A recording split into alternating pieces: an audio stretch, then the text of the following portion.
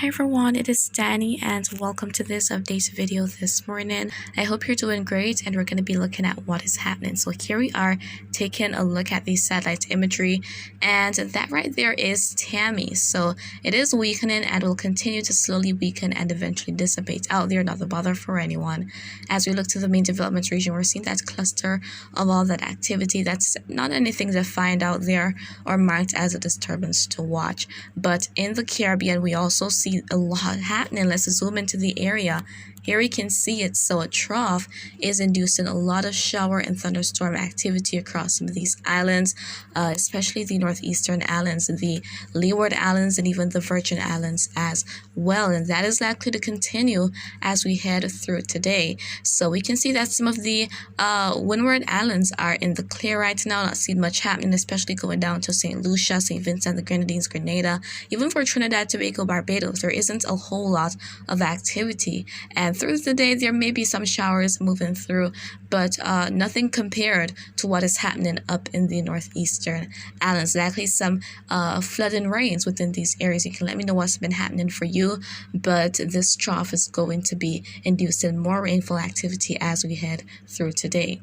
Looking further west, we're not seeing as much activity taking place in that broad low pressure area.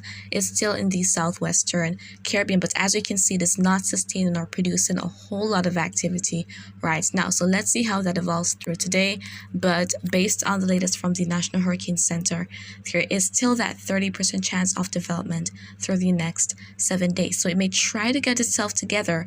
However, I am doubting that we'll see a tropical cyclone become of this area. But as I emphasized yesterday, it takes less than that to produce dangerous conditions, especially as it relates to the flooding. I mean, we're literally seeing it right now in the northeastern islands of the Caribbean. That trough isn't a disturbance. It isn't marked as an area to watch for development, yet it is producing a lot of heavy rainfall. So that broad low pressure area, as it drifts up to the north, headed to early next week, can actually do that. So that could bring a significant rainfall increase for Jamaica, sections of Cuba, potentially the Cayman Islands and Haiti, even up to the Bahamas and the Turks and Caicos Islands. So we'll be keeping you guys posted on that. But as of right now, the area is not sustaining a whole lot of activity. How about conditions ahead of it? So we know that it is very warm out there. We're looking at the sea surface temperature graphic here, and we can see that the Gulf, by the way, along the Gulf Coast states of the U.S. is cooling down. There we're seeing those green shades, and I mean that is typical, and even off the East Coast as well. We're heading toward the season of winter now, so there will be that cool down across the tropics. But for the Caribbean, it remains pretty hot. Not only is it warm at the surface, but also far beneath the surface in some areas, especially the Western Caribbean. There are warm waters, so a lot of energy is sitting around to support development of whatever is trying to form. However, that's not the only factor that results in tropical cyclone development. So here we are looking at this wind shear map, and those red lines, they indicate those strong upper level winds or unfavorable conditions in terms of the wind shear. So these strong upper level winds, they usually just help to displace and cut off all those growing thunderstorms and inhibit development of tropical cyclones. And we can see some of that in the Caribbean in the vicinity of the low pressure area. Looking at this map now, this is a map of the dry air, and that is marked by those shades of yellows, oranges, and reds. And there we can see a lot of dry air across the Gulf, the Northwest Caribbean, and off the east coast of the U.S., and also well off the coast of Africa that's associated with the Saharan area. So there's a lot of dry conditions out there, but in the vicinity of the disturbance right now, we're not seeing a dense dry air mass. So let's see how it evolves, but because there is some dry air ahead of it, and also that shear isn't highly conducive, I'm not expecting a whole lot to become of the system. And we'll see what it does. But regardless, as I said, if it is producing a whole lot of activity, there could still be those flooded rains across portions of the Caribbean. And now we want to go ahead and talk about the rainfall activity expected through today. So this is from the Euro, and as we're going to be heading through most of today, where we see those more colorful areas, that is indicating a lot more rainfall activity, especially going to those shades of oranges, reds, burgundies, and even those purples. So a lot of heavy rainfall is likely across some spots in Central America. won't be the case for everyone. So across some spots in Mexico, Belize, especially southern Belize, Guatemala, Honduras, the Bay Islands off Honduras as well, potentially for Key, headed toward El Salvador, Nicaragua, Costa Rica, Panama, there may be some periods of heavy rainfall across some areas. And then as we head down into Colombia and western Venezuela, similar story. ABC Islands, there is a decent chance of some additional rainfall activity through today. Go to the Guyanas. For Guyana, there might be a decent downpour for some areas or even some thunderstorms popping up later this afternoon.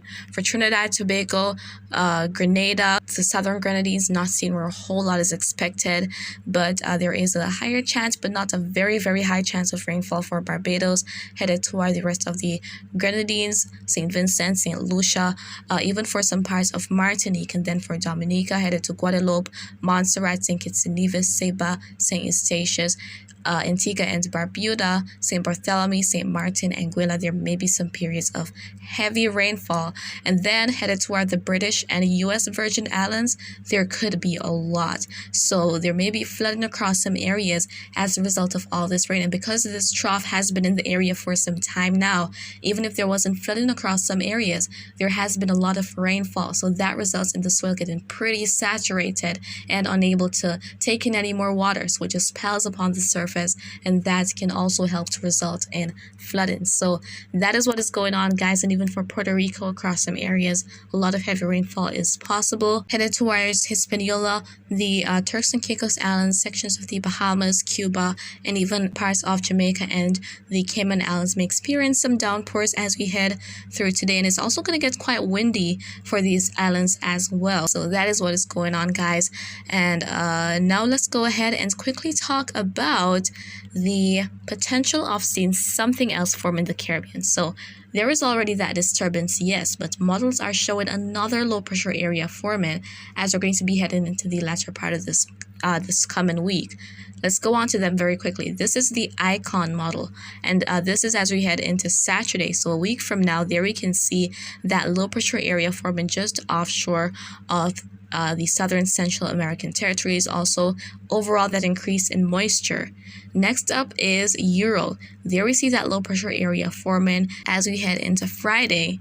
Next is GFS, also showing that we'll see a low pressure area forming and all that increase in moisture, all that activity streaming into the Caribbean by the latter of the new week. So there we're seeing some agreement that something else may try to form as we're going to be heading through the new week, guys. And so as I've been saying, we'll definitely have to keep our eyes on the Caribbean. And so if it wasn't for that dry air and also that unfavorable shear in the vicinity of the broad low pressure area, then we would definitely see it try to get itself together quickly.